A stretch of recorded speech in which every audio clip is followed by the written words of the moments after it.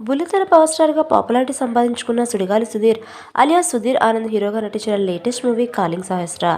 Shadow media productions, Radha arts బ్యానర్పై విజయ్ స్థాయిల్, చిరంజీవి పమిడి, వెంకటేశ్వర్లు కాటూరి ఈ చిత్రాన్ని నిర్మించారు. అరుణ్ విక్రాల దర్శకత్వం వహించిన ఈ సినిమాలో డాలిషా హీరోయిన్గా నటించింది.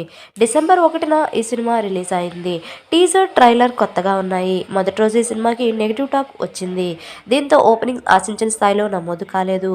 వీక్ డేస్లో కూడా ఈ మూవీ మరింత దారుణంగా కలెక్ట్ చేస్తుంది అని చెప్పాలి. ఒకసారి 13 డేస్ కలెక్షన్స్కి గమనిస్తే కాలింగ్ సహస్ర చిత్రానికి 2.5 కోట్ల థియేట్రికల్ బిజినెస్ జరిగింది. ఈ మూవీ బ్రేక్ ఈవెన్ కావాలంటే 2.8 కోట్ల షేర్ను రాబట్టాలి. 13 డేస్ పూర్తయ్యేసరికి ఈ సినిమా కేవలం 1.35 కోట్ల షేర్ను రాబట్టింది.